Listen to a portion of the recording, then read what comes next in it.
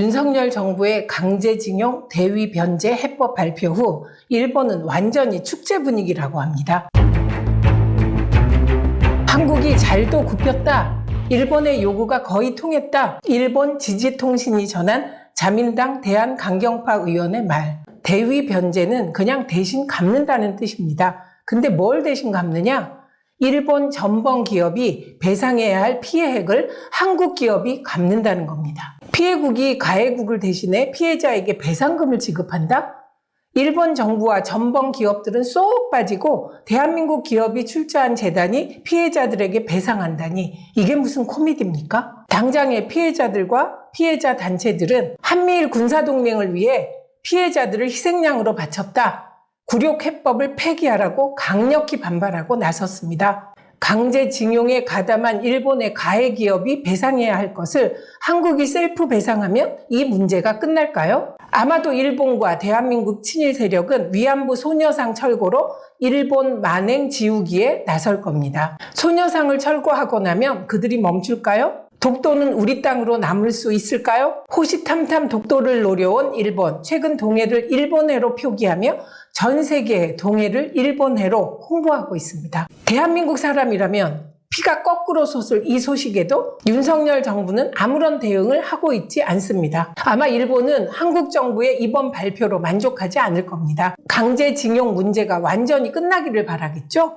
한일 간의 과거사 문제가 다시는 도마에 오르지 않도록 서둘러 매듭 짓기를 재촉하며 우리나라 정부와 밀당하려 들 겁니다. 일제하 강제징용은 강제로 노동력을 착취한 것입니다. 수많은 한국인들이 우연히 길을 걷다가 인간 사냥 당하고 꾀임에 속아 강제로 배를 탔고 합숙소로 끌려가 감금된 채 가혹한 노동에 시달린 반인륜적 만행입니다.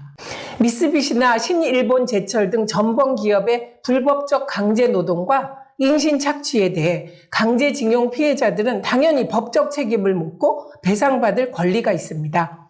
2018년 대법원이 강제징용 소송에 대해 일제 강제징용 피해자들은 전범 기업에 민사상 책임을 물을 권리가 있다 판결한 것은 지극히 당연한 상식적 판결. 2018년 이 선고 이후 지금까지 한일 관계가 경색된 것은 순전히 일본과 아베 때문입니다. 그들은 한국 식민지 침탈과 위안부 강제징용 과거사에 대해 근본적으로 반성하고 있지 않거든요. 윤석열 대통령은 뭐 다른가요? 이분은 한마디로 80년대식 일본 우위 사고에 젖어 있는 사람입니다. 내 민족이 당한 몸소리 쳐지는 고통 따위는 안중에도 없는 거죠. 하지만 세상 일이 모두 윤석열 대통령 맘대로 되겠습니까? 민심의 저변이 심상치 않습니다.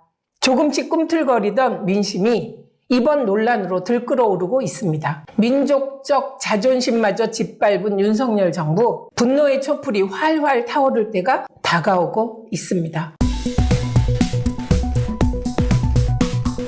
이슈로 어지러운 세상 함께 하겠습니다.